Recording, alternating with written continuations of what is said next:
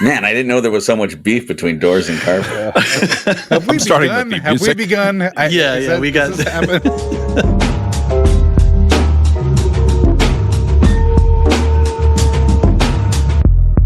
Don't pervert a handbook passage to me, okay? Welcome to a Lorehounds and Properly Howard joint production covering Severance on Apple TV Plus, Season 2, Episode 2, Goodbye, Mrs. Selvig. I'm John. With me today, the fetid moppet himself, David. I eat your shitty cookies. I don't need. Well, you just stole my line for Anthony. No, did I? Well, I was going to say he ate your shitty fucking cookies. Well, Anthony's here too. That was my line for him. Steve, he always brings a pineapple when he's sorry. It's true. I have Welcome, a question everyone. for all of you if you're ready for it. Yeah, let's do it. Would you rather be the victim of lactation fraud or suffer from brain circumcision? I'll take the lactation fraud. Thank you. I always felt like one begets the other. John? Man, if it's lactation fraud like in the show, I feel like nobody was actually in danger in that situation, so I guess I'll take that. The question is, did she latch or not? It's like, how fraudulent can it be? Oh. Maybe she knows what she's doing. So this is a catch me if you can thing. It's like, look, if you can fly the plane, Right. if you got everyone home safely, who's complaining? Oh my God. All right. We've got a lot going on today. So David, can you just give quick housekeeping before we get into our hot takes and everything? Absolutely. You can get ad-free versions of this podcast without a subscription. You can spend $5 on a season pass. There's a link in the show notes. There are going to be bonus episodes. The first bonus episode is out now. We're calling it The Supply Closet. And I talk with Nicole from Nevermind the Music, who's actually a professor of psychology. We talk about brains, structures of brains, where personality lives in the brain. And we get into some theory crafting because Nicole is loving the show and actually talking about like where the severance chip is implanted and how that's actually they're on the show. They're putting it in the right place. They get into glands. I listened to it. It was fantastic. They get into all the glands. If you're a big gland head. At the end of this podcast, there's a 2-minute. There's a 2-minute teaser. Wait.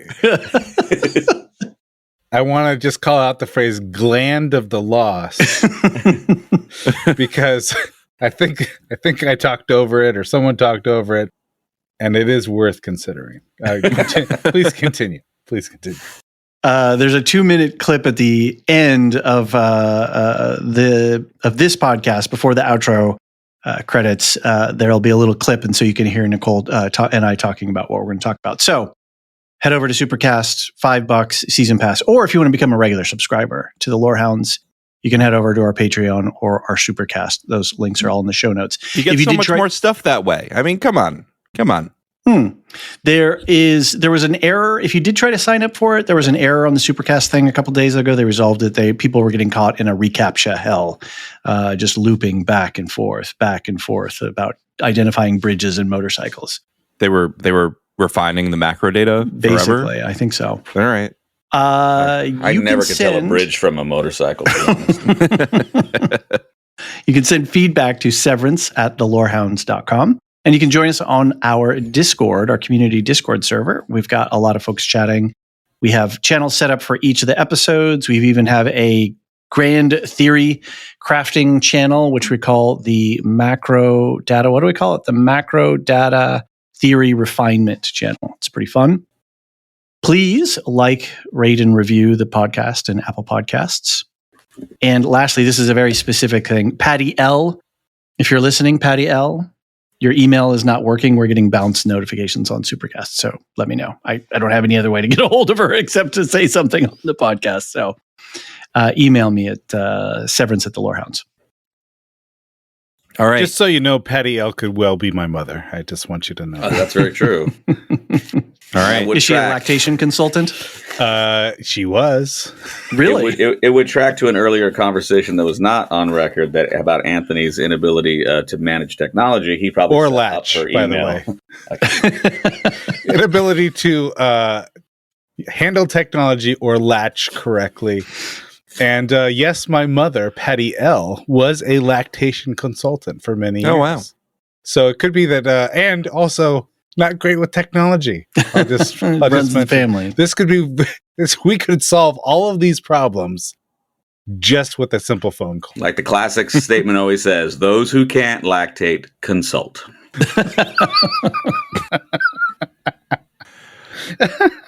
Okay. All right. Let's get into our hot takes. We'll bring Alicia in for a Please second. try to enjoy each hot take equally and not show preference for any above the others. Steve, since you're full of jokes today, what did you think of the episode? This was great. I was jonesing for some outies, and I actually liked that things kind of, there's so much happened in the first episode, and we talk about this all the time about like how much can be managed in an economy of time, yet it doesn't feel like anything's getting short shrift. This one, I loved the pacing. I really, I'm so intrigued by the outie world and how now it's just oddly weirder than the any world, and just the more layers of like, well, what is going on? Why is Great Doors such a understated signage? I don't, and it's like, and the name. I mean, it's like that place for sure had a focus group that settled on Great Doors as the title. I loved it. I loved how it picked up from the season prior, because that's the thing is like I feel we knew, or at least I feel like I knew, there was no parade, there was no 5 months. So it was a really cool way to just get right into it, answer a lot of questions, at least in terms of just some of the specifics of the time, but not like really answer any major questions, right? Because I think the big question at the end of the episode is the question that we're all asking in turn. Yeah, that's a good one. Anthony? Yeah, I'm going to take issue. I think at the end of the episode, I did agree with you, Steve, that there were no big questions answered. And I was a little disappointed, but after rewatch, I think one of my biggest questions was indeed answered. So here comes the hot take. Okay. At the end of last season, I was the most the most perplexed by Selvig's motivations. Mm. But by the end of this episode, I feel like I've got a good handle on this. And I could be wrong, but this is what has sated my curiosity. I think that Lumen is both cult and business. And some people are in it for the religion, and some people are in it for the power, right? I guess both of those things are kinds of power, right? So some people are in it for sort of the power that a major corporation will afford. And some people are true believers. I think Cobell is a true believer. I think she believes in the core principles. I think that she has a shrine in her house. I think was very invested in whatever they were trying to accomplish on the Severance floor. Whatever is happening, she's in it because it is going to bring her religious gratification. I don't think she cares about the corporate structure of it. And so she's not a really good candidate for a big cover-up. So I'm not saying that she's a good person. I think that she's a cult leader. So that makes her a problematic character for sure. But I don't think I really understood at the end of the last season what really motivated her. Is she on Mark's side? Is she on the corporation side? And what I've come to understand about her is that she's in it for the religion side of Lumen.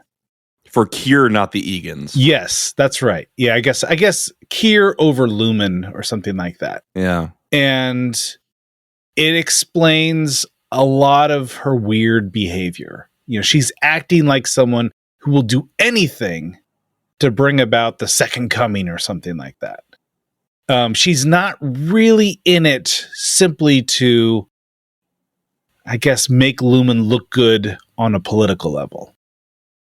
You separate, or you seem to when you mentioned that you discovered that Lumen was both cult and business. Is that atypical for cults and or businesses? So I'm glad you brought that up. I think if you think of the word cult in a religiously sort of technical term, like cult usually has a negative connotation. But in terms of As religious does studies, yeah, sure, yeah. If you think of it in terms of like a religious study technical term, like cult and culture have the same root, and so it doesn't necessarily. There's not a necessary line between them, and so whenever a big business and getting busy, but those are two very different things. That's true. If a business is trying to create a culture, it is trying to create some kind of corporate ethos, right? Cult is just a religious side of that equation. So I think for people, maybe people like Milchek, it's both. You know, maybe there is no line between the cult and the culture. But I think for Selvig, one of these things is dominant in her motivation. And one of these things she just couldn't care less about. She couldn't care less about the politics of the corporation. She cares deeply about whatever the religious outcome is for what's happening on the severance floor. I think the least believable thing to me about that is just that she went to the Myrtle Egan School for Girls, which is essentially, you know, Catholic school for Egans, for Kiers, and nobody comes out of Catholic school at Catholic. True. So I don't know about that. No, I'm just kidding. But I do think that actually does lend credence to your theory. Well, let me just say one more thing. I think that you will find this in most religions, people who are smart enough to recognize that there's corruption in the organization. Mm-hmm. But what they do is they retreat back to what they think the core principles of the thing are, so they can kind of stick around for it. Right? And I think there's a great analogy here with the Mormon Church, but also with any religious system. You've got people that will abuse the power of it, and then you've got the true believers who are in it for some other reason. And they may be as deeply deluded as anyone else, but I do think that there's a difference between people who really buy the mythology and people who see it as an avenue to power. Right. Well, when I worked at a major corporation, it's interesting because I'll take the other side of that coin and kind of and further lend credence, I think, to your theory, but also saying that the line is very blurred. Is that this corporation, you know, there was so much emphasis on the founder and how the founder, started in the garage and made this device, and this device is saving lives. And then now look at it today; it's this multi-billion-dollar corporation. But there was so much emphasis on the founder, and the founder was this almost cult hero, right? And not thinking of him as somebody who was trying to make a buck or trying to profit off of understanding disease and disease management, but this person was out to heal and make the world better. I mean, this lore just keeps on going. So then you would, as you would advance, as you would spend more time there, your service awards would come in the form of these medallions, and these medallions would have his quote on it. And there were those that were just full on buying into this is all about bettering the world and saving lives. And then there were people like me that are just keep that check coming. Mm-hmm. And I'll nod, I'll wear the badge or whatever it might be. So I think, but there is the capitalistic tendency. There is this sort of you can separate the two, but you can also say what needs to be said in order to kind of keep moving up the ladder, right? And I think both cults and business have these tier effects, and almost regardless of your motivation is how you can progress. I mean, you can be a secular person in a church who's very successful as long as you sort of play the role and say the right things. Mm. This is the first time I'm learning that you worked for George Foreman selling his grills, Steve. David, let's get your take. Well, I get bored halfway through the episode and turned on Special Ops Lioness, so I needed Zoe Saldana and some guns. And a giant helicopter. With really muscular men and big facial hair. But one short, fat guy just to round out the crew. That's right. I see you too are a devotee of Special Ops. He can crank him out too, man. That guy. He's what's his name? The producer of it. Sheridan, yeah. Yeah, Sheridan. He's a machine. I can't gush overly too much about this episode. It was sublime. It was incredible. There was a moment in Dune 2 where there's one particular scene at the very early on where some of the enemy troops are floating up the side of this rock. And something flipped in my brain with however Villeneuve was, playing with the cinematography and the tone and the color and the background music and all this stuff. And I was like, oh, this is the magic of cinema. Like I was transported out of my body and I was like in this blissful state of like watching these moving pictures. And last night there was a scene where Helena and Mr. Milchek are talking in the corridor before she goes to talks to Miss Kolvig. Is that her right name? Kovelvig, that's what it is. And I think we can all agree on that nomenclature. yeah, I think it's appropriate. The camera dollies backwards with Milchek walking down the corridor, and then we switch to an exterior view of the building, and then the camera follows Helena as she's walking through the hallway, and we're seeing the exterior of the building while Milchek is still walking down away. So we're getting this perpendicular moving away while the camera's moving sideways. And then I had that same sort of transformative moment. I was like, oh, the magic of cinema. Yeah. And then there were scenes later where they were editing, like with Milchek riding his motorcycle and it was fading in and out of. That's the Milkmobile. With a magnificent helmet, with the scene fading out with different characters on their faces, the colors, the extreme close up of the eyes, that just this whole visual thing that they created just broke me. And I don't think I'm ever going to be the same again, because this is just some of the most exquisite television cinematography that I've ever seen in my life. Yeah, those doors going back and forth, rotating during the conversation with Dylan in the job interview were mesmerizing. And them sitting opposite each other, the way they balanced the shots. There's blue all over this episode. There's a great scene where Milchek is talking with Mark Scout later. Mark has got the sort of institutional green behind him, and Milchek has the ultra blue behind him. It was just phenomenal. And Tremel Tillman is unbelievable. His acting in this is incredible. Interesting use of blur at times in shots, like especially like lower frame. A lot of negative space stuff, like they would block it way over on the right or the way over the left, and then the whole other side of the screen, there's just nothing there. Even the way that the Pips sign is all the way to the right in that big landscape shot, and like the trees to the top over the mountains almost look like, it took me a while to keep I just kept focusing on them. Are they airbrush? Is this like Truman Show stuff in the background? I was just there was enough there visually to add to so much of the mystery and just so much of the richness of what's going on. Yeah, I concur.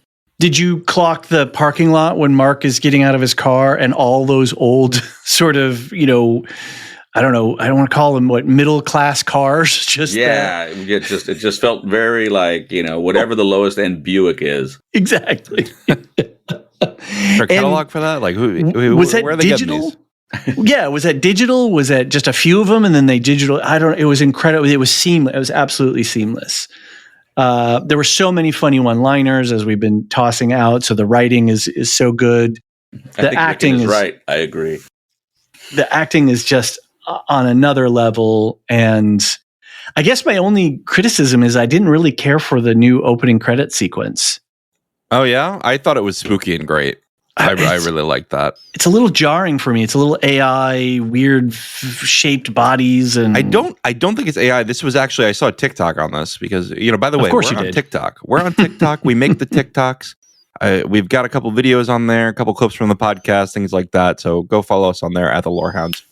But because we're really just a secret communist plot to shift your Overton window about. I think we're all fine. But anyway, I saw this TikTok about how Ben Stiller was actually just scrolling Instagram and he saw. See, this is it. This is the thing. Is just like I don't get my news from anywhere else. I get my news from TikTok. I literally read the New York Times today. But anyway, my point is, you've got me all hot and bothered now, David. I got you through. He was scrolling Instagram, all flustered with your old mandem.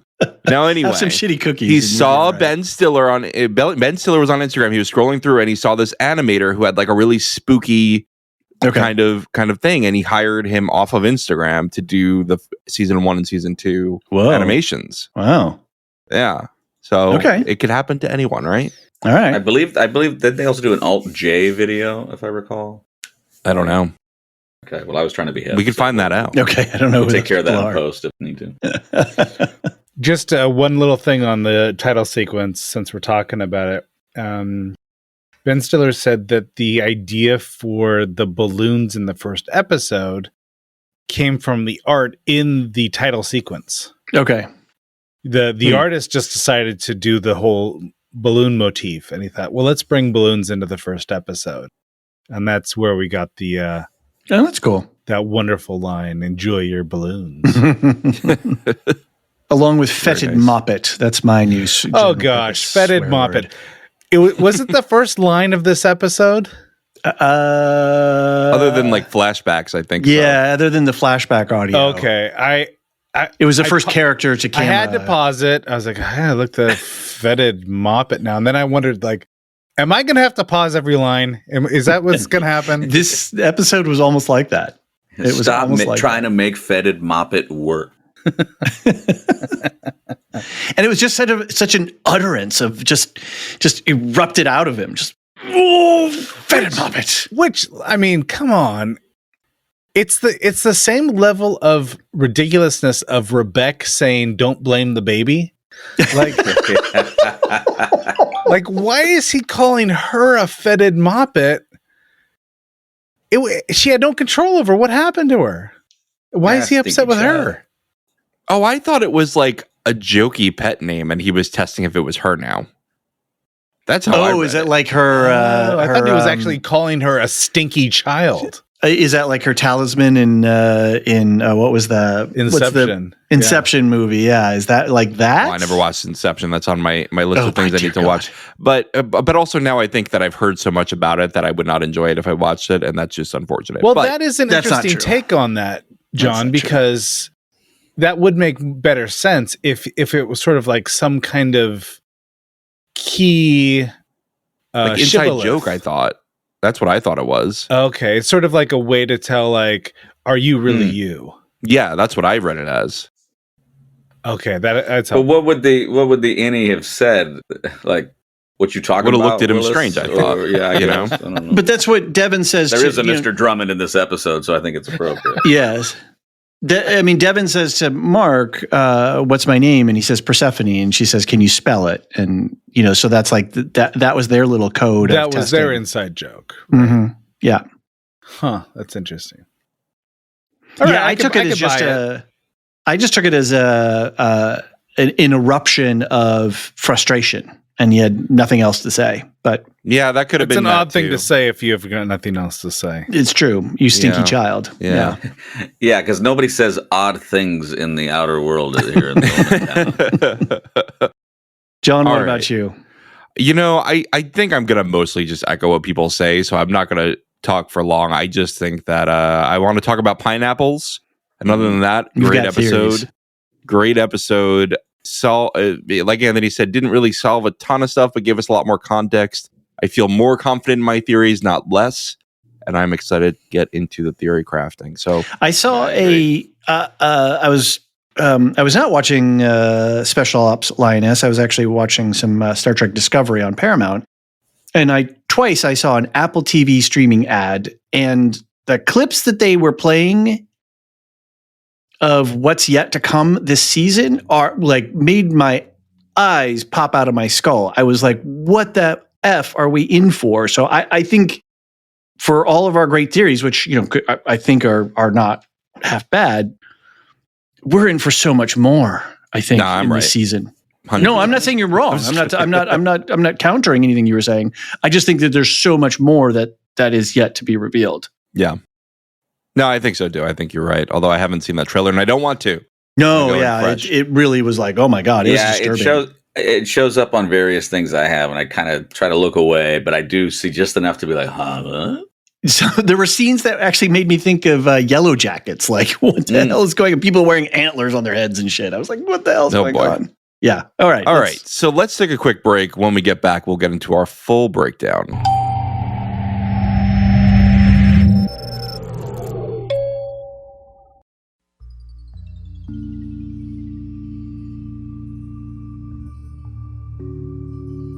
Hey everyone, David here. I'm really excited for Severance Season 2. From what we're hearing, the new season is living up to the hype.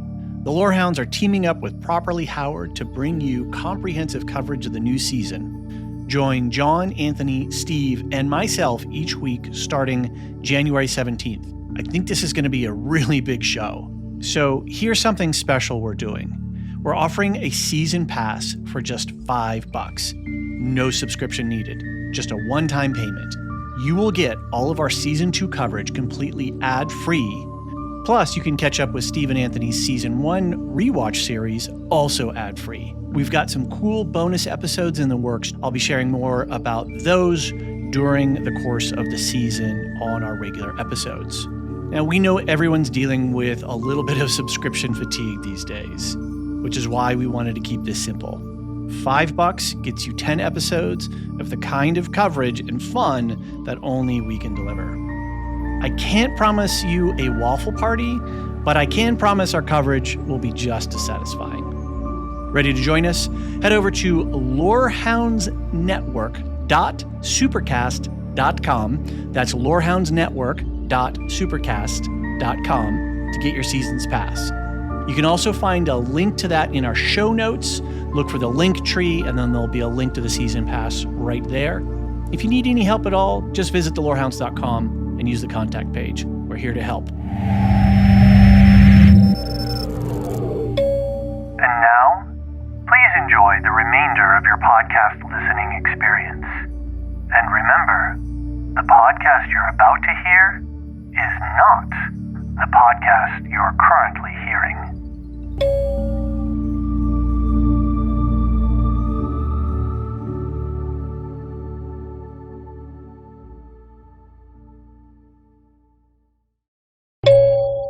All right, everyone. We've got a lot to talk about here. So let's talk about... I've divided into 5 plot lines based on the characters, and then the meetings last we could talk about. Just on Helena. Audi Helena deals with the fallout of the Macrodat uprising, sending Milchick on a mission to deal with the Audis. She offers Cobell an apology and a promotion to the Severance Advisory Committee, a made-up thing which she agrees to consider.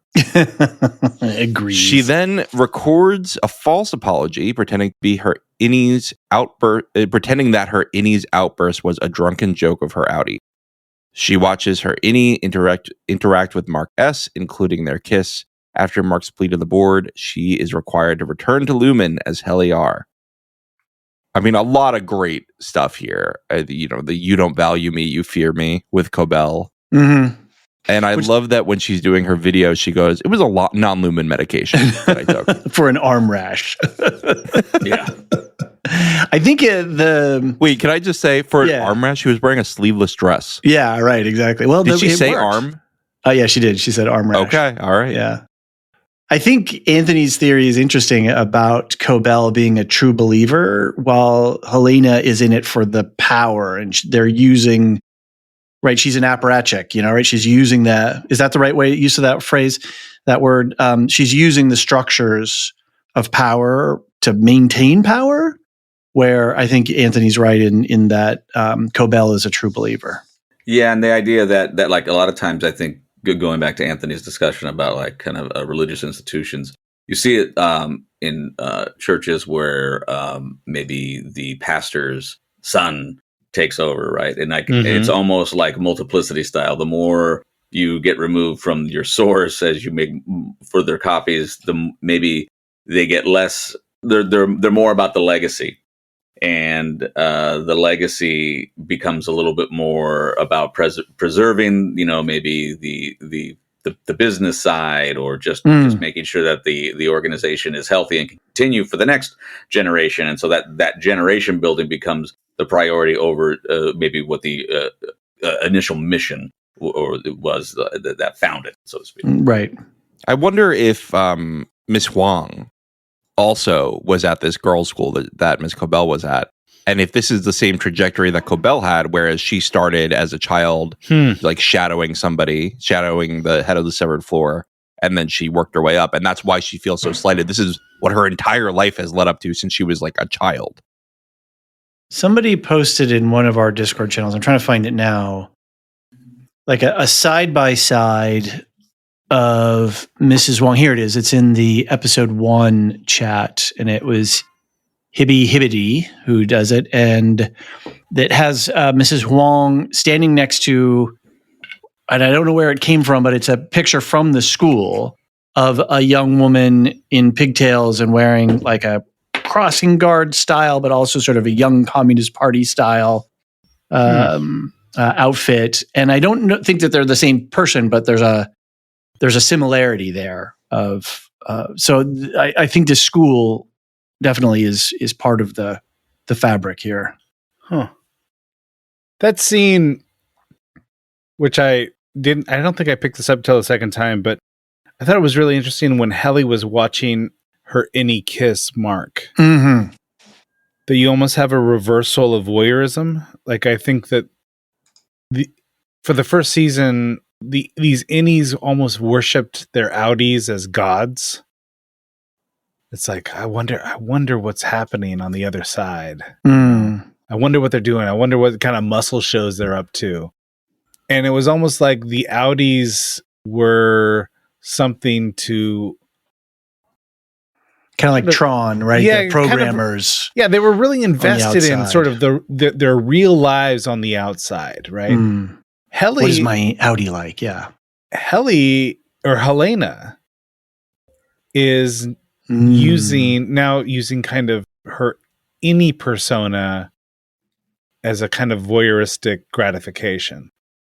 So I thought that was an interesting reversal. It's almost like innie Helly is living a fuller life than exterior or outie Helena. Are we to infer that like maybe they're just watching all the time and this is not her first time taking a look? Or I still don't know how many people are working for Lumen. Like, these are enormous rooms. They're enormous rooms with very few people in these rooms. Well, it's the night shift. This is where the gala was going on. I mean, I don't think Helly can watch all that often, though. I mean, she's watching in this moment. Are other people watching potentially? Yeah, that's my she's point. been in. It's like you would need a lot more eyes if you're going to watch every moment of these innies, right? So, and about that kiss, it's a really passionate kiss. It's a really emotionally loaded kiss, and I don't wonder if Helena, like you're saying, has that jealousy because she doesn't have that in her life. And her innie has found love in replaying that line is so key too, right? Like, in case we don't come back, or in case we do. and to the point where like there was a moment, and I think maybe so much is done with facial reactions in this episode. Oh my God. And I think her reaction suggested to me when like she made a reaction immediately, which is or in case we do, like the sense of like, oh, I kind like I don't it almost I kind of want to see what happens with these two, and the only way to do that is to reunite them. And I think it's an interesting question is from episode 1, was that Helena or was that Heliar? I still think it's Helena. I do too.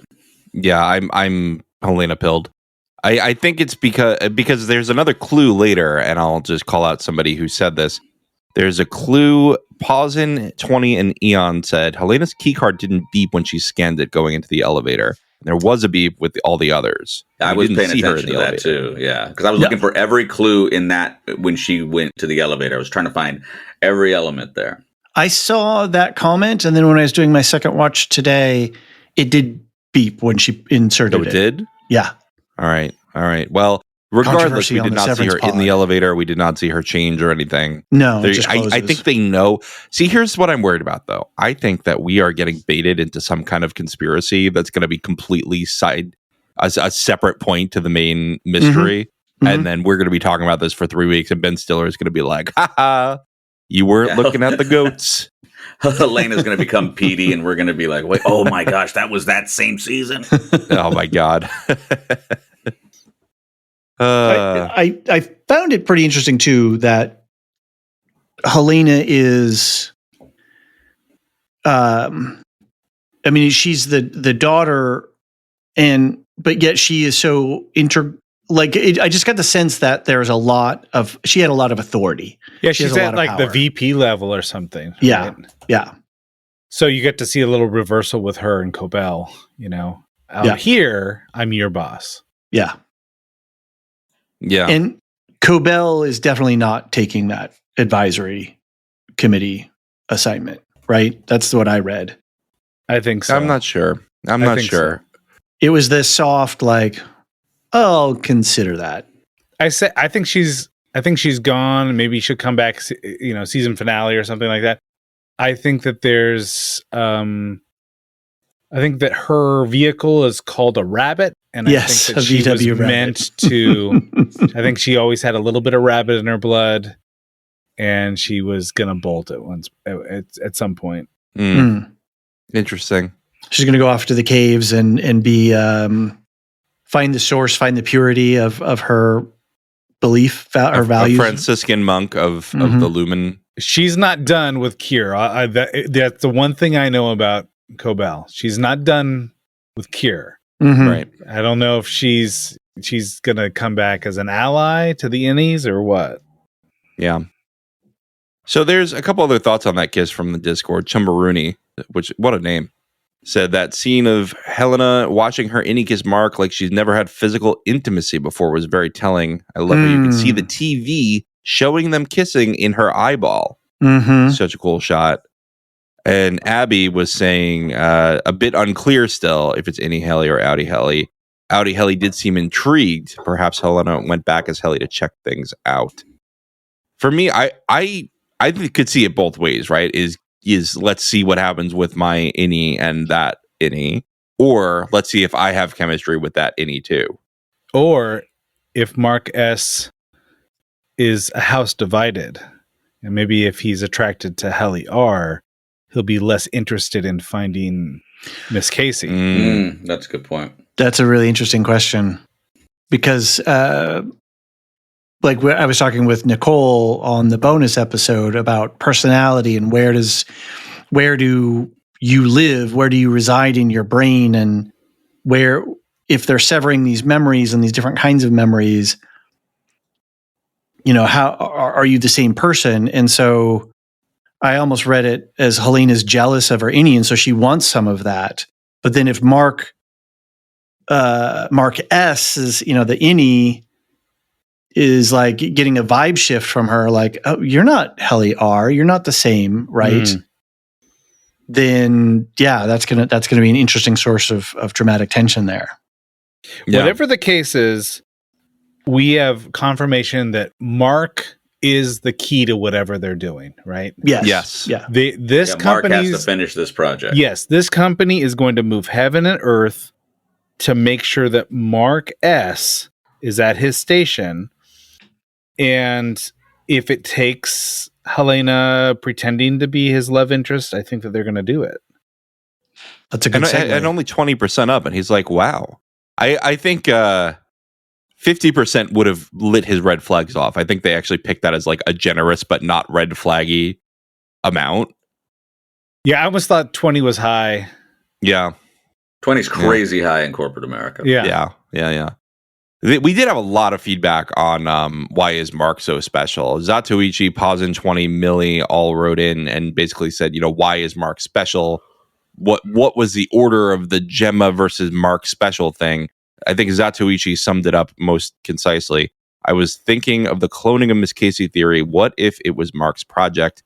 What if he's been building his wife's soul for this new body? Yeah. Would even severed Mark be the best for that project, since he might intuitively know what numbers to pick to create this version? I hope that made sense. Yeah, no, I totally agree with that. And I think that is why these regular interactions between Innie Mark and Miss Casey are important. It's to kind of remind him of how he feels about this person. And then when he goes back to work, everything about the numbers is about feeling, right? Mm-hmm. So there's something about reconstructing Miss Casey or doing something with this particular person as maybe, I don't know, a prototype or a guinea pig for Kier or something like that. So they sent her back down to the testing floor, right? Yep. So maybe she's a tester mod, the one that we've seen. And the other thing is that Cobell, I want to do the Cole Selv, what is it now? Cobelvig. Cobelvig. It's like you're not going to get it, man. Just give it up. My brain. Cobell is so interested in watching and monitoring the relationship between Casey and Mark. Yeah, she's really keyed in on them. And she's monitoring him outside as well to see if, as Melchick says, that positive feeling is going to come back out and up for you.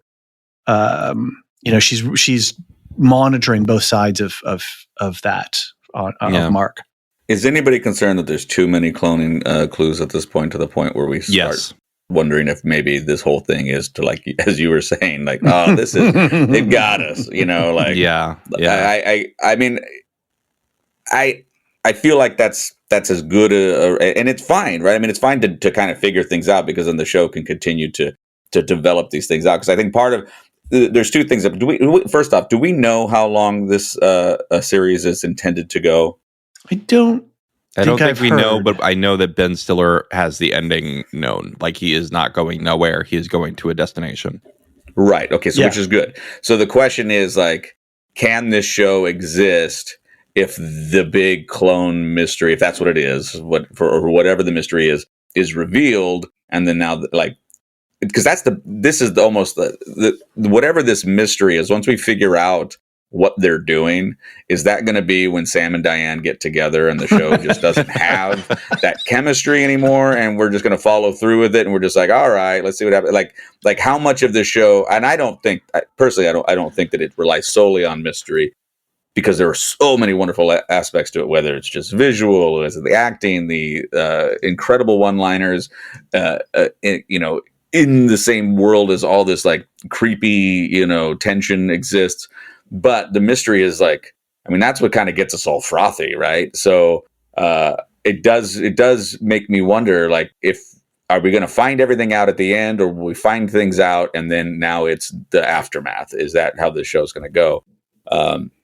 Because it does feel like if it's getting to the point where it's the latter, where it's like, oh, we'll deal with aftermath of discovering this mystery.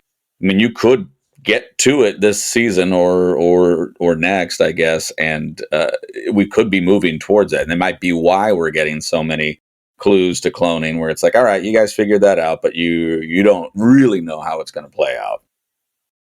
It's hard to say. I love that Sam and Diane have their own complete wiki page just about their relationship. Right. I mean, look, how many seasons is Cheers? I was watching Cheers like a year ago. I was like, man, this did not age well, but it's fun. 6 seasons? No, it's like 11 seasons. Yeah, it's like 11. It's like a crazy amount of seasons. We did. And it went on rewatch for of another it. like 6 seasons without Diane. Mm-hmm.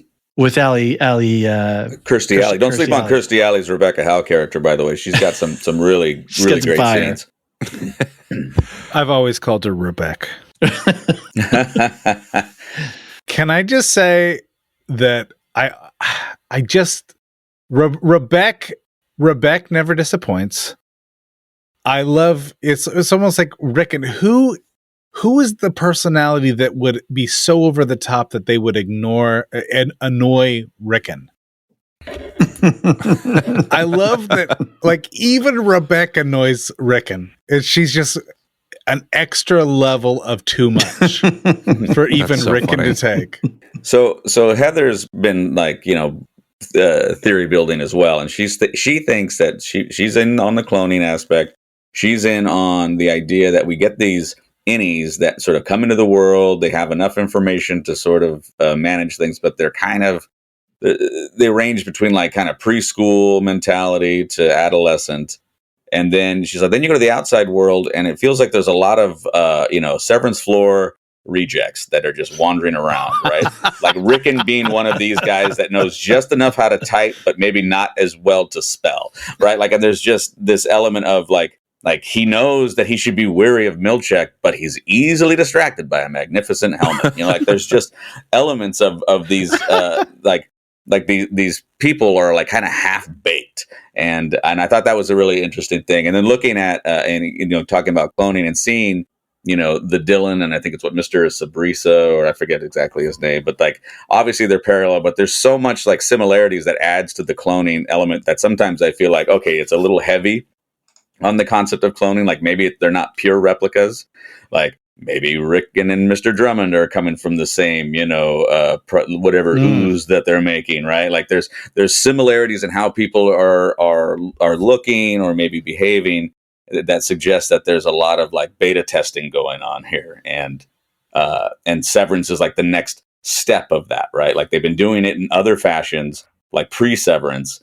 And then this is the world that was created from that. And they're like, well, it's just not, this isn't good enough to bring Kier back. Let's try this other form, and then we'll use that. Like this is all like an evolution of an attempt to bring Kier back. So this is kind of like a dog training program where it's the best and the brightest that end up being service dogs. Huh. But then there are a bunch of reject dogs that didn't quite make it through the school. But Oh boy. and so this town is populated by the reject service dogs. This dog will help you get your milk, but it'll also bite a child. Oh, no. But look, I do think that there's something to be had for this like reject aspect. I know that we're thinking like maybe we're being too led down the clone trail, but I do like it, and they are continuing to give clone clues.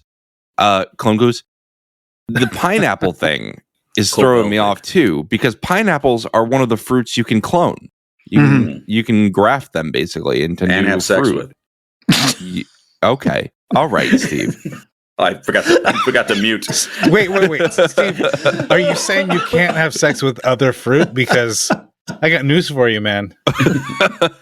These Were you guys talking about wrestling in an apple orchard earlier? Yeah, pineapples they naturally ring, Anthony. You're just not trying hard enough with these other fruits. I'm not trying to core. I'm trying to ring. Is it the added risk that excites you of being able to stab yourself with the outer? Oh yeah, for sure. That's the only way I can feel alive. This is not what John thought this conversation was going to look like. This is what happens when you do a joint production with Properly Howard. Fair enough. You should see my eyes roll back when I eat pineapple pizza.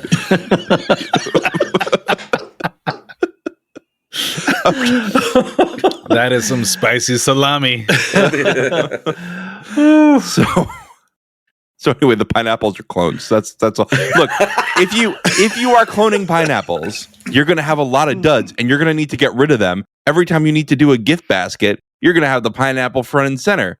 Of course, it involves pineapples. Let me just pull in David's clip here. Was a pineapple involved? Was a pineapple involved? That's the first thing that Mrs. Kobelvig asks.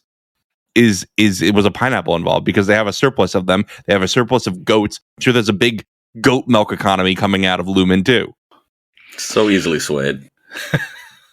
I am so easily swayed by the pineapples. I do like that little detail there that it seems like at the very least there's an elaborate scheme to get us to believe in the clone theory. Yeah. Right? It's like either the show is all about clones or it's all about sort of throwing us off the scent with clones. Well, this is what I was saying before about the ad that I saw. I think cloning may be very well the core of it. Sorry. But I think there's so much more yet to come. I think there are layers upon layers of this. Yeah, there are rings. There could definitely be further mysteries. Yeah. Even if because there's okay, the clones, then to what end, and then what does that mean, and what is the ultimate like what is the price that has to be paid for this, and what I mean, like the Innies, or at least Innie Dillon is like casually okay with I mean, you had to kill the other team. I mean, look, I'm sure it was for good reason, like it's and so there is an interesting sense of that, right? But what happens if they find out like I think even they understand, well, the person didn't die, they just no longer are an Innie, but like what if there's bigger things at stake here? Like these Innies are still sort of naive to like some of the real world problems, right? And what happens if that veil of ignorance keeps getting removed further and further? Like what's going to happen? Is Miss Casey full-time severed, or is she blank? Is she a clone and has no memory from her before this? Her Audi's in a casket, right? Because Mark said, I identified the body. Well, but if Lumen controls the town, could they just swipe the body? Like, I don't know. I think that when he says, I identified her body, immediately I thought, okay, this helps with the clone theory. And then the question is, which is the clone? The death. The dead one? Did he identify a clone? Yeah. Right. Yeah, no, for sure. But he didn't start working for Lumen until after. But what if Gemma was in on it and then already? She just allowed them to clone her? Or she wasn't, and they already had a plan, and she was, I mean, who knows? Then you go to why them? Right. Yeah. But I guess that's a central question in this. What's so special about Mark? Let me just read the Mark synopsis, and then we'll talk more about Mark. Audi Mark wakes up after yelling, "She's alive!" when he and Rickon think refer to the just found baby Eleanor. Devin is not sure.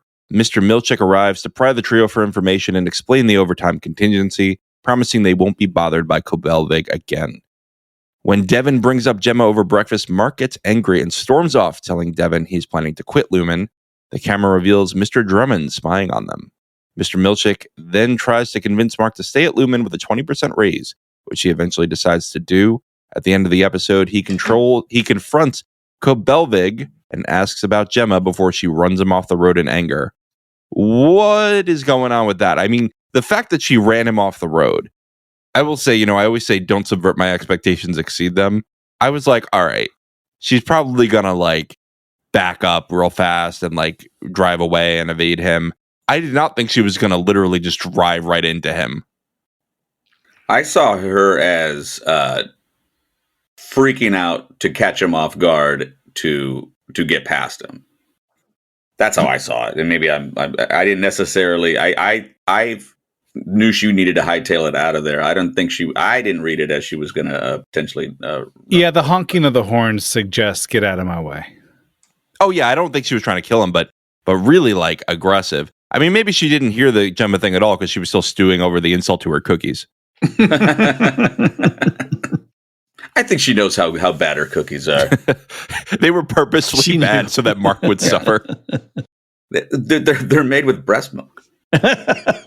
Oh my God. So actually, let me bring this up. So there's another theory that's I've seen like stewing around online that each of the Innies represents one of the four tempers. So Mark would be woe because he's depressed. You have Irving with dread since he's got that like fearful hallway thing.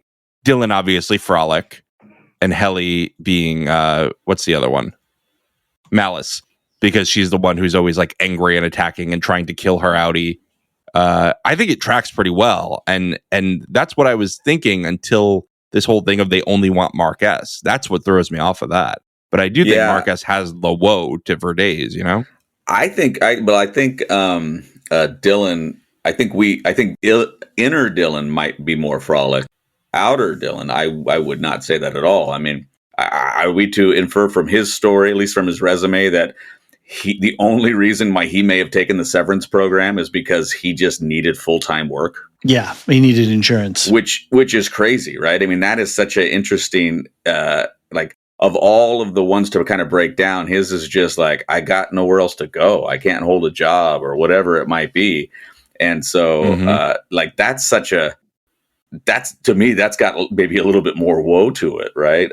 Because it's like, wow, this guy's just, he's severed. He did this controversial thing and completely upended his life. Like he has a family that, from what I gather, sounds pretty lovely. Like his wife is like genuinely like supporting him and caring for him. But maybe part of his issue too is like, he has to completely, like, he can't get a phone call from her during the day. He can't see his pictures of his kids during the day. He can't even just get a surprise visit from them during the day. And he probably has a pretty good family life, but in order to make it work, in order to provide for them, he has to like suffer being pulled away from this. And that to me was like one of the more heart-wrenching reveals in this episode. I know we're on the Mark story, but in terms of just like the woe versus frolic, any frolic, maybe. Outie frolic, not so much. I don't know. He was joking around though a lot with the he would be carpet salesman, with the door guy, until he made a joke at the expense of doors. Right? Yeah, doors are not really a laughing matter.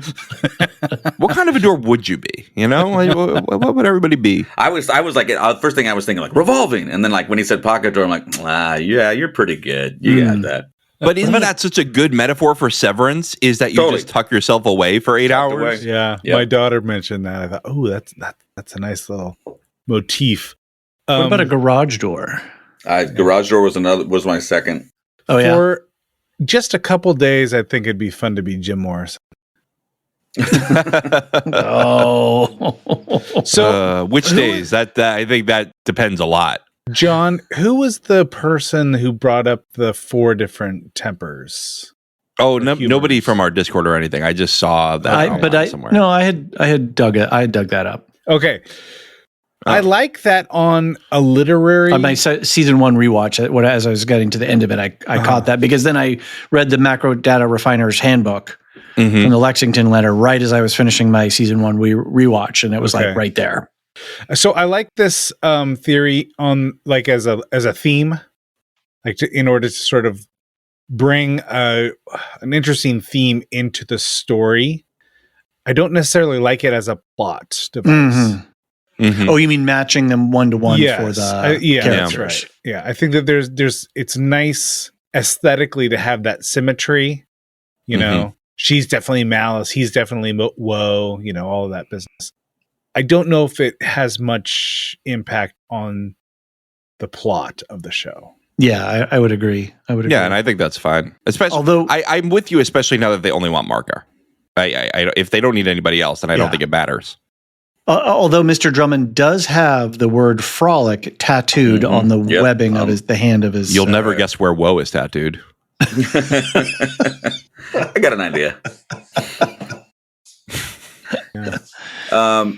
So and going back to sort of this concept of maybe they're unfinished versions. I mean, let's look at some of these names. I mean, I know Rebecca changed her name, of course, but then you have like names like Rickon.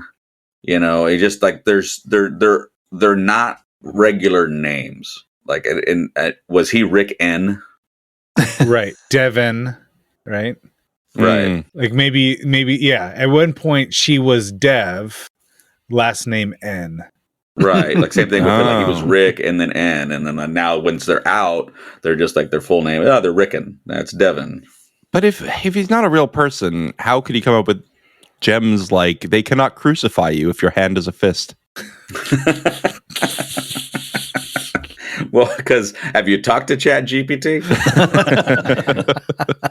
Bullies are nothing but bull and lies. That's pretty good. No, that is what I watched. My poor wife was falling asleep last night because I came home late from a realtor seminar where I was the funniest guy in the room, and so we're watching this, and she's like, "Just you can't pause it and rewind it a bunch because I'm falling asleep."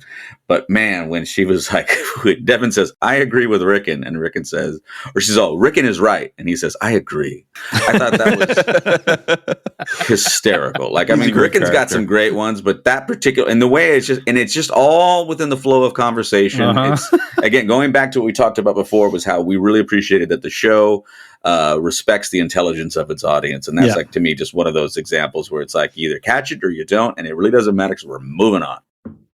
Shout out to Jen Tulloch, who plays Devin. I'm really enjoying her character a lot, and what she's bringing as an actor to her role. But man, that diner scene and between Mark and her,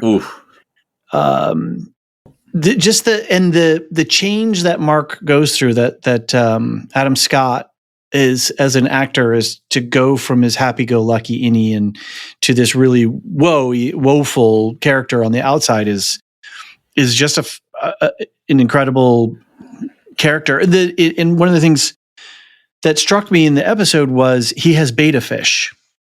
Yeah. And so they're and then they were playing with that. They're playing with that in the season 1 and in the season 2 credit sequence of there's two, of the two characters, of the two Marks. Well, and the idea why you have to keep beta fish separate is, because one will kill the other. And in order for them both to exist, they have to be separate, right? And I think that's it's a fascinating visual.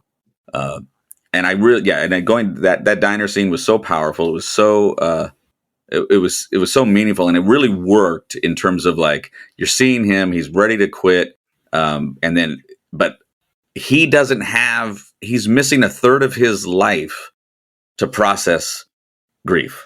So he's so far behind the idea of getting over it, and then so Milchek can still push the Gemma buttons, and then the idea that there's a version of himself that is happy and has moved on, even if it's because it has no recollection of it. That idea is like he, as a selling point, is just absolutely fascinating. And the idea that in order to make that happen, the outer version of himself has to be in pain like this much longer because he has that much less time to process it. And and so all he really does is he just kind of mires in. I mean, he's condemned to not get over it because he doesn't have much of a life outside of that. It is really, like, it's so compelling. And from a narrative perspective, it makes a lot of sense. Like, well, now I know why Mark gets back in there because he's just sad as hell. And I think it totally works. I think that there is another way you can look at this. He's decided not to go back, right? All the way back to the first season. He's gotten hints from PD. He's even heard himself in the break room. He's considered, he has that whole plot with Ragabi. He knows Severance is weird. He's already suspicious. He can't bring himself to believe that his wife is actually alive. So it's really hurtful for him. And the hurt sort of registers as anger. He's not going to go back. But then when Milchek shows up and says, you're happy, you're funny, you've found love. It's the love line that gets I think in that mind he thinks, oh, maybe Gemma is down there, and maybe that's who I've fallen in love with. Interesting. Yeah, because he says with who, and he doesn't say. Yes, that's right. And I think that maybe he thinks I should go back because even if there's a 1% chance that Gemma's alive down there, I would probably fall in love with her. Which is a whole brand new thought for him. Only at the beginning of this episode, prior to his sister and Rickon telling him, questioning whether, who he was shouting she's alive about. So this is all new for him, right? Like it's still developing. As a thought, it's still developing in his mind. Yeah, I think it also very well could be that he still needs a crutch or whatever. But I do think that there's something about the idea that he found love that intrigues him enough to return. You don't think he forgot about the PD narrative like most of us did? The whole thing. There's this other thing that comes up. Devin mentions really briefly in passing that I guess you can petition with a lawyer to talk to your innie.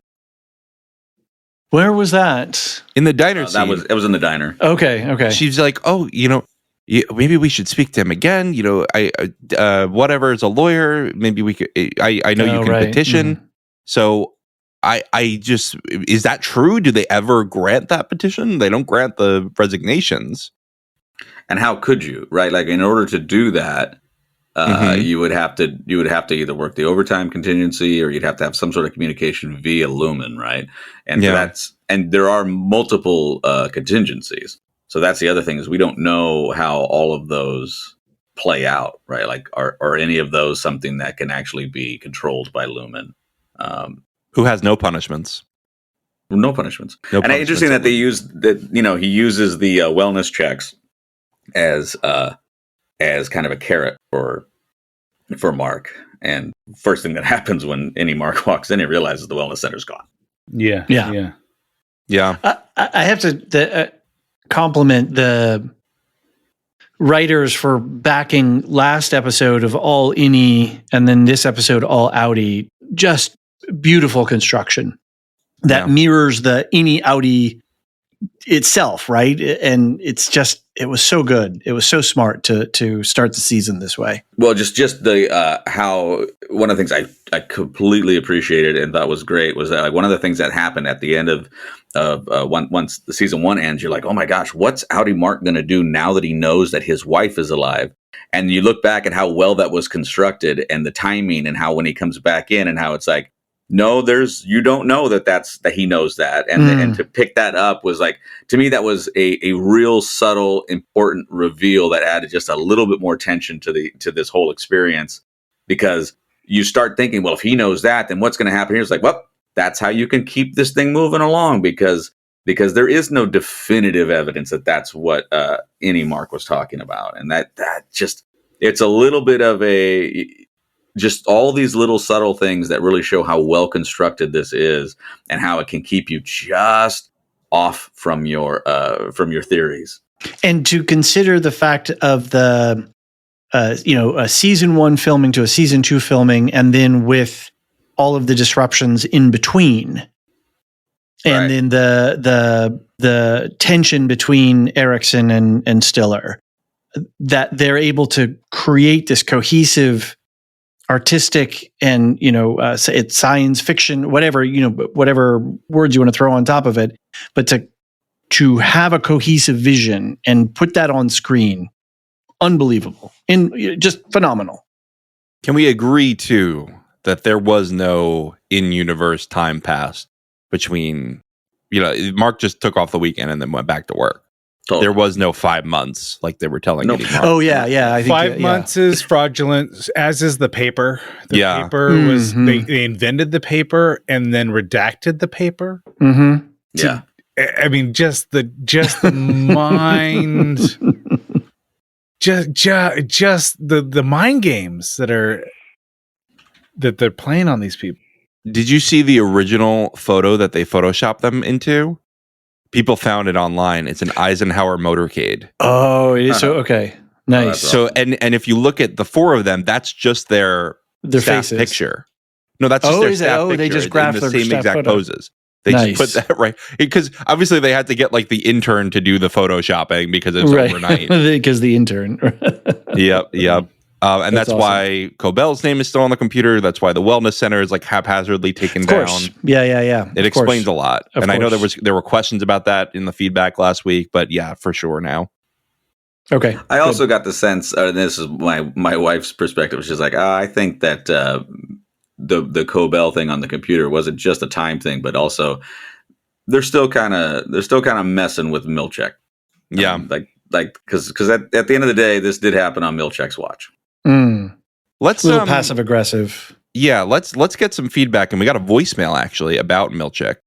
So let's hear from Karen. Hi, Nancy. Hi, guys. This is Karen E., also known as Zero Ducks. I haven't talked to you guys since Hot D, so it's been a while, but I am back for Severance and so excited to be back with Lorehounds. I wanted to comment on Milchick and employees of Lumen in general. So more thinking about things from a 10,000 foot view or maybe even higher than that. I think that there are many layers to what's going on here. And one of the questions that arose in my mind with season 2, episode 1 is how do they recruit these employees who seem to be not severed and not clones, such as Miss Cobell and Mr. Milchick? I do think that Miss Huang is probably a clone or something like that, and that Miss Casey is probably in that type of situation. But we know from Miss Cobell that she was a true believer in Egan, and that she had maybe some other reasons for willingly following this system and being an overseer of the severed. We don't know much about Milchick, hardly anything at all. So is he a psychopath? Is he a true believer? I guess I would lean more toward true believer, because I think that it takes maybe some kind of religious zealotry to be able to do the things that he's doing with a clear conscience. I also think that just as Cobell became disillusioned, that he similarly may have some kind of a breakdown if he is in fact a religious zealot. I also think that it's interesting that they're able to find these people who believe so deeply in this construct that they've created around Kier Egan that they are willing to torture other humans. It reminds me of Milgram. It reminds me of the Stanford prison experiment, that there's some bigger societal implications going on. And it also makes me question, how much does Lumen control in the Audi society? How deeply ingrained are they in the government that they're able to do these things? Is there this confluence of religion, which they've created around Kier Egan, and power? And how is that topical for today's society, particularly in the Western world in general? So all of this really big stuff is sort of going around in my mind, but then where it comes back down to detail is Milchick, who to me is the great question of the moment. Who is he? Why does he do what he does? And what are we going to see him do this season? So many other questions to come, but that's where I'm sitting right now. I have a quick thought on this. The first is that I think most of these employees are cult followers on some level. At one point, Helena says to Milchick, "Let Kier guide your hand." Mm-hmm. Yep. This religious language that they share in common. She doesn't have to explain what that means to him. He just kind of has this insider lingo in mind, which just means go on vibes. Yes. I think it's like, yes. I think you could read it in a couple ways, but what I'm reading it as, they have the same religious background. And it very well could be that in the same way that, that the Catholic Church is both one of the biggest businesses in the world and the biggest religions in the world. You don't become a bishop in the Catholic Church unless you have a long religious devotion to the Catholic Church. I think Milchick is along these lines. Mm-hmm. I agree. He has to be, as she was saying in her voicemail, he has to be a true believer to be able to do what he's doing with a straight face, with full sincerity, to sit down. May I sit with you? And sit between Rick and Devin and Mark Scout and answer their questions and be confident and have no doubt in his mind about the veracity of what he's doing from his worldview.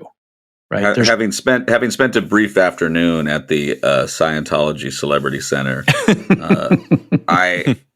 there are certain, like, because just who, like, the people I would see, the people I would interact with, the sort of the newbies that would do the initial tour and show the video and walk you through some of the show and tell stuff. Like, it really, there's elements of Lumen that remind me a bit of that, and some of the other research I've done. This idea that you can work your way up and you'll learn more. The more will be revealed to you as you have shown proven the dedication, proven your loyalty, proven your grasp of the tenets or whatever it might be. Then you will gain greater access, right? This is I think we've neglected to point out that particular organization in our analysis. I think that's a very apt. Yeah, and so I think that too. Like, so when you have somebody like Milchek, who, and going back to Anthony's take about like the idea of this marriage of cult and business, you could also do that by knowing all the right things to say and all the right things to do, and you can still be loyal and you can still be devoted, but you might not necessarily buy it in the same sense, which means that your behaviors and your actions might not necessarily reflect the so-called pure original vision, so to speak. Yeah. Where Cobell is so far over. Anyway, sorry, John. Sure. Well, and so when there's this conversation about, and it really came to mind when Milchek is convincing Mark to come back, and he offers him money. He offers him care, and then he offers him hope. And the hope is that doing this process will, even though it's a different part of your brain, it will impact and eventually influence your other behavior in the other part of your brain, very much like a kind of like an audit, like that someone would go through, where they would sort of go through past experience all the way down to like maybe something that was repressed. And then once you unlock that and you realize that you've been the same being forever and ever, that you then this new version of your consciousness would somehow marry the old version of your consciousness. Just say, Dune, would bring healing. So there is. I mean, that's what I mean. Very much like the audit sense. Like, I don't know if you guys have ever seen The Master, which I think is a pretty interesting look at the auditing process. And again, having watched a video during the tour of the auditing process, that brought me to that kind of notion of being able to, like, hey, once you tap into this part, the other part will then follow. Cool. Why don't we take our last break, then we're going to come back and wrap up the episode.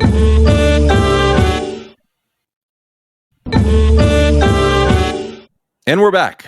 All right, so let's talk about the other two innies. I want to go pretty quick through this because I don't think there's a lot of lore here. It's mostly just details that we have to talk about. We've got Dylan, who he's got the ice pack on his head. Milchek goes and fires him, saying he was the aggressor in a physical altercation and he will be terminated. He interviews at Great Doors, almost gets the job before he admits he's a severed worker and faces discrimination because of it. Milchek arrives with a pineapple and he returns to Lumen. I think we kind of did the door thing. Yeah. Yeah, we talked about him a bunch already. Yeah. We also have Irving, which we didn't talk about at all. After denying anything out of the ordinary, Irv is fired by Milchek. He finds his innie's map to Bert, and later he calls someone from a payphone to report, "My innie got the message." Bert watches him from a car, and he returns to Lumen. So what's Bert doing? Yeah. So he was pounding on the door. We never saw the resolution of that, if I am correct. No, right. He had to get from Bert's door to home. Yeah. Some way. But, somebody's pounding on your door and you're packing up to go on vacation or what have you. What is Bert Yeah, like what is Bert's point of view on this? Bert's like, that was my brother. We're just very friendly. We love each other. Why the payphone? Why the payphone? Indeed, he doesn't want to be monitored. But what if Lumen owns the town? I love this show. Yes, but he's using a payphone. There's a payphone in this world. Mr. Right. Milchick has like a smartphone thing, and they're like accepting people with chips, and he's using a payphone. I love it. He's using a payphone, suggesting that he thinks maybe his own phones might be tapped. Yeah. Maybe they are tapping the payphone. Maybe the payphone only exists in this world to, for this purpose, right? But in terms of what Irv's perception is, he's trying to be careful. He thinks his own phone might be tapped. Yeah. That's why he wants to use a payphone. Well, and he had all the secret stuff with names and everything in his trunk at his house, like hidden. So like he's obviously paranoid. Yeah. And he's got stuff going on. Yeah. So he's got a plan. I mean, obviously, if Innie has the message, it's kind of fascinating that like Irv, who the Innie that we knew all year, the first time around was like the sort of the good soldier and the loyalist, loyalist, and then like it turns out that he might be the most subversive in of the four. But he's probably a soldier at home, right? Maybe that's just sort of his ingrained follow orders, perhaps, right? Yeah, so that's what you're seeing is the version of him to challenge it. This is a little bit what Innie shows that, yeah. This is a little bit what Nicole and I talk about on the bonus episode is like how, if you, there are parts of you and there are parts of your memory that are part of you that aren't part of your personality, and like how do different things emerge? That's one of the interesting questions of the show is like what fundamental characteristics are part of you. Mark being upbeat and smiley. Was he also upbeat and smiley when he was an outie, before he became severed, and when he was living his normal life without having suffered the tragedy of the death of a spouse? Right, to go back to the four, maybe he was frolic the whole time, but just this instance is what made him whoa. Or Helly is like her when she's inside, she's a hellcat and she's trying to escape and she's like vicious and she's willing to push it all the way. But that also makes her probably a great Lumon employee once she's under control and she has her sort of, that part of her personality under wraps. So, but it's still there and still present. So, and what do we got? Irving Bailiff, Dylan George, Mark Scout. So we found out Irv's last name. Yep. Right. Somebody pointed out that two of them are occupations or like roles, Scout and Bailiff. It's interesting. Yeah. But then George breaks that pattern. Yeah. I mean, I don't think there's much more to talk about this, but I guess we just got to watch what Bert does. Maybe they're in a throuple now. Who knows? Speaking of, isn't it funny that Milchick says to Mark, "Oh, Cobell was trying to have a throuple with your Audi," and now we think that Mark is going to have a throuple with Helly's Innie and Audi. He was just predicting the future. Maybe that was an Easter egg, though, for us to like hint at. True. When I saw Bert follow my initial thought first time watching it, oh yeah, he's probably got to figure out who's that guy banging on my door. But then when I watched the second episode again, like going, okay, what if I just lean into some of these clone things and the idea that there may be multiple versions of people that aren't identical, and that being part of the experiment, right? Like part of the reason why they have to keep experimenting is because they've tried to remake Kier, but he's not quite Kier. And so that's why I'm like, okay, well, maybe Rick and Mr. Drummond look similar, maybe because they're sort of the same ooze. Like, okay, well, maybe that explains why when you got this great mirror thing at the Great Doors interview between Dylan and Mr. Sabrisa. And then I'm like, what if Bert's an older version of Irv, and maybe that's where the attraction came from. So I started going down all that kind of that would probably file that into like maybe a hot take. All right. He's kissing himself. That's the hot take. Yeah, he's in a throuple of one. I mean, Dan G asked, "Is there something about being severed that allows you to do this work?" And I think that's a good question. I think that's an interesting question. Like, could Mark just put together his wife again, or does he need to be severed? Does he need to be a blank slate? Well, again, on the bonus episode, Nicole talks about different kinds of memory, and that there are different types of memories. That there's declarative memories, there's semantic memories. I forget all the other ones, but maybe with certain kinds of memories present in your mind, you can't get that kind of focus or transcendence into the work to get that hyper focus if you've got all your other personality bits, floating around and getting in the way of you focusing on because you're going off an intuitive feeling, right? These numbers make you feel something.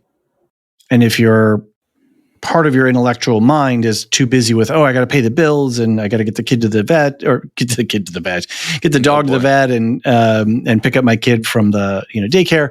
Those kinds of things are going to intrude on your ability to get the function. baby wipies. Well, Yes, let's be honest. I'm doing a podcast right now. I probably should be working. If I were severed, I wouldn't know who you guys are, and I'd actually be more productive. Much more productive. I think, we shouldn't talk about people's real jobs on the podcast in case any employees. Fortunately, nobody I work with is listening to this, and if they are, you know where to find me. That happened once. I actually posted something on a Facebook comment and got a friend in trouble because we were playing hooky. So, oh boy, yeah, she was like, it's fine. I hated that job anyway. Well, let's talk about other people doing their jobs. We have a couple meetings with Helly, Milchick, Drummond, and Natalie. We didn't see her since last season. She was the one who fired Cobell, I believe, right? Yep. And they decide to send Mark back to work with an overseas floater and 2 employees from Branch 5X. After Mark's plea, which is on a tape recorder for some reason, Mr. Drummond reports that the board is giving Mark what he wants. Branch 5X. Everyone went, huh? When he said from Branch 5X. And we remember Mark W. said, I thought I had been permanently retired. So what happened there? And then he's pissed because he gets laid off after 3 days. Disgruntled Bob Balaban. Or did he get laid off, right? So I'm sorry. Is 5X, is that supposed to mean something to me? Yeah, that's the Mark W. Balaban says that he and Gwendolyn were from Branch 5X before. Right. Yeah, but that's the first time we've ever heard that phrase. Correct. Right. That is correct. Right. So that's just an ongoing mystery I wanted to flag. And everybody did go, doing 5X? Like, what? Are you crazy? Like, that was a shit show. You're going to bring back the 5X. Again, that's, I think, goes back to this, at least my theory, that there are a lot of, like, this whole thing, and again, because we see little baby Kier crawling in the the credits, and it's like, and obviously it's all sort of hyper realized and everything, but the idea that it's a baby with the old man Kier head, like, kind of gives me the idea that maybe that happened, right? Like, I mean, they've been trying to recreate Kier, and every time it's like, man, the formula just keeps on getting screwed up. We tried all these things, so we just created a town full of rejects. Oh, and then remember what happened at 5X? Oh, you remember that first place we tried with the where we used brooms and plates? We didn't put as much money into that. But we found out the other guy's a floater. Dario is a floater. Yes. So he would go overseas and move to different places. Well, and something to think about too in terms of that budget. I think that, I mean, maybe I'm doing exactly what I'm saying that they're probably trying to get us to do is, if there were animatronic ones at 5X, but there weren't there's not animatronic ones that where Mark is, and that one's still going.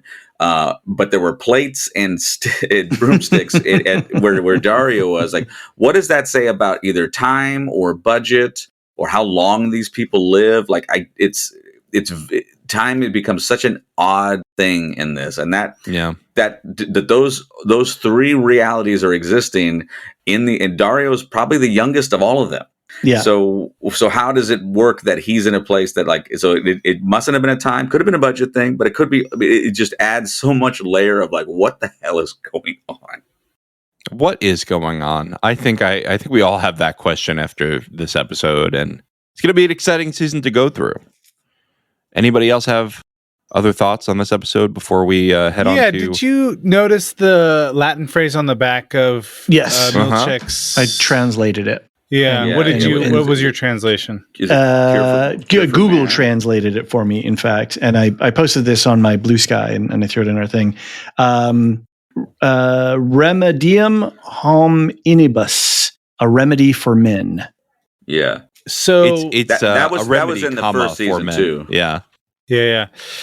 So this is a phrase that you could easily read as a remedy, like a cure for all humans everywhere.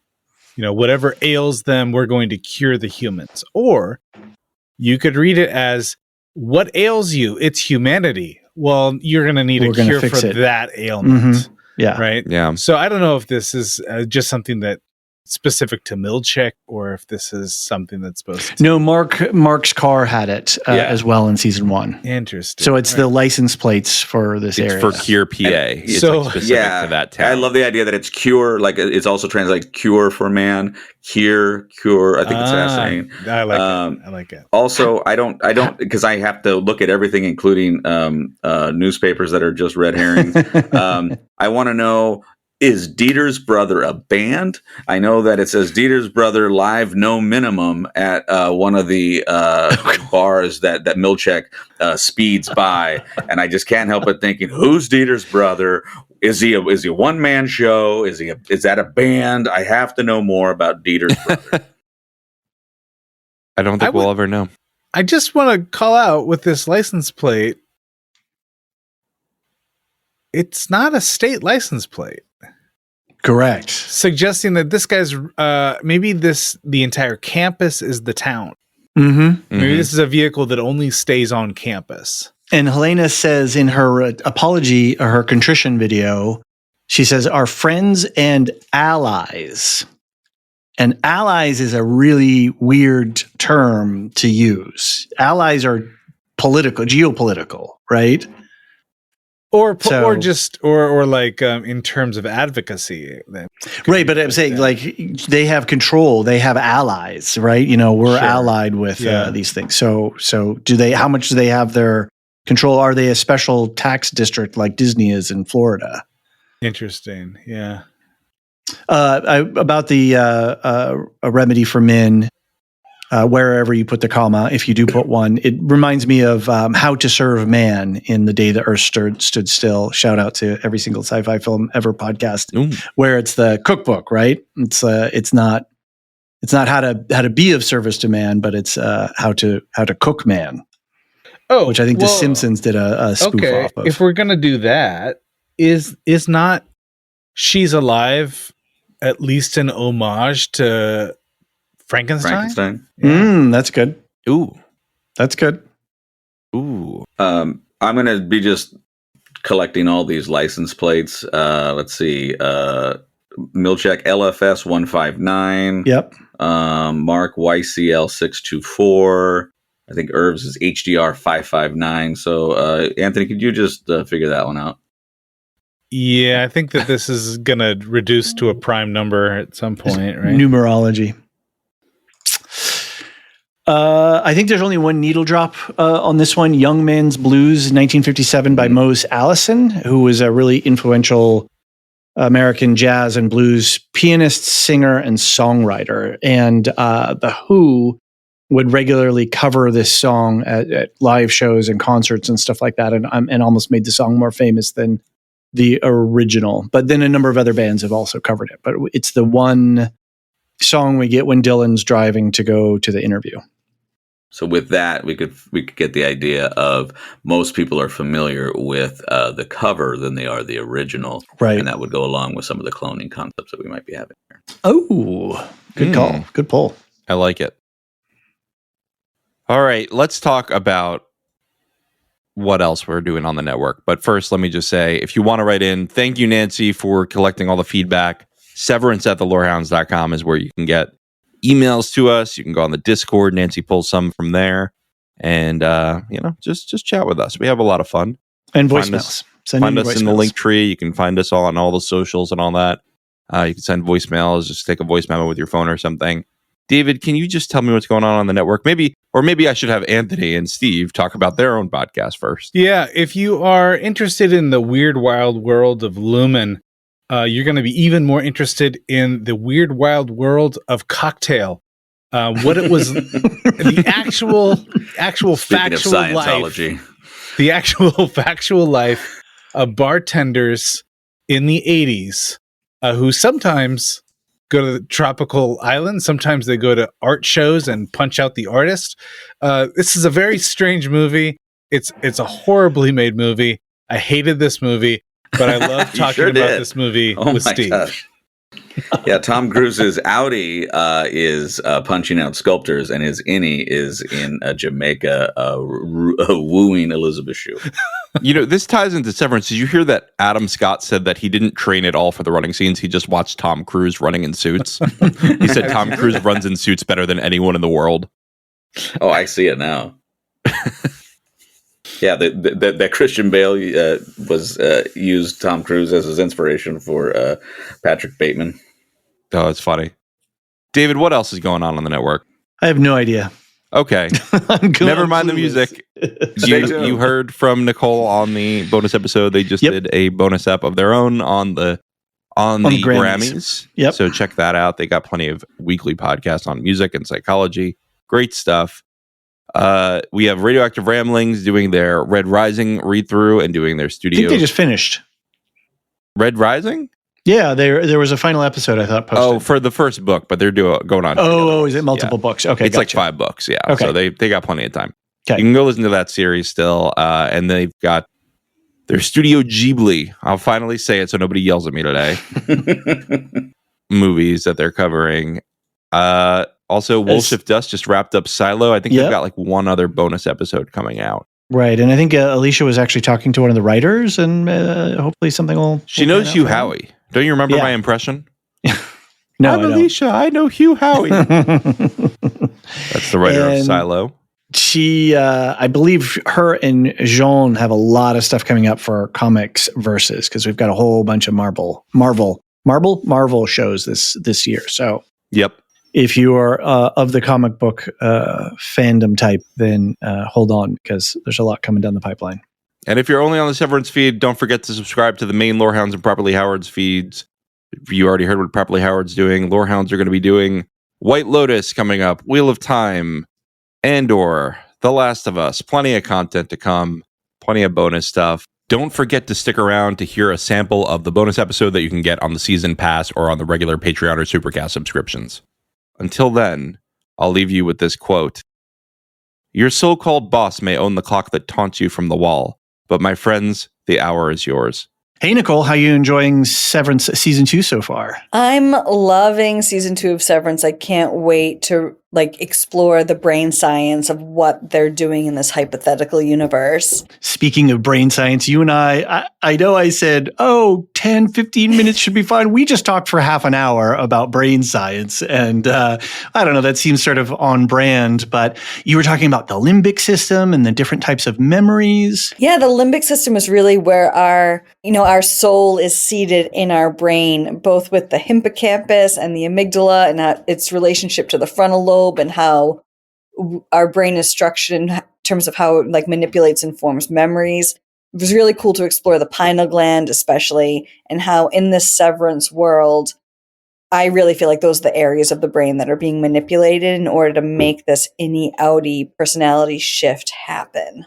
And you noted that on the X-ray, when they're showing the chip insertion process, that from what you saw, it seems like they put it in a region of the brain that would be accurate for how we understand the brain today.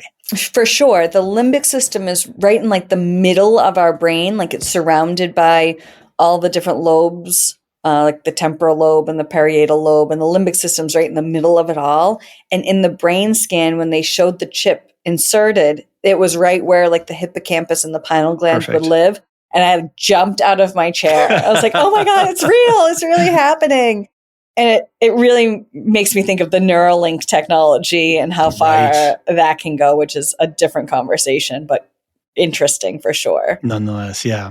Well, great. Well, that conversation is available to our regular subscribers as well as anyone who's purchased the season pass. So if you're interested in hearing Nicole and I get real nerdy on the brain, go check out either of those options, whatever works best for you. I know we're going to be talking to Mark, your co-host from Nevermind the Music. I believe next week we're going to talk a little bit about the music, the background music, as well as the needle drops of the show. And then I'm looking forward to having you and Mark both together later on down the season, and we can all kind of come together and nerd out a little bit more and do maybe a mini Nevermind the Music podcast of what you and Mark do on your music psychology related podcast. Awesome. I can't wait. Sounds great. Thanks again. Thank you. This podcast is a joint production of the Lorehounds and Properly Howard. Click the link tree in the show notes for links to more podcasts, our Discord server, and ways to support the show. Any opinions stated are ours personally and do not reflect the opinion of or belong to any employers or other entities. Is it the Frank or the beans?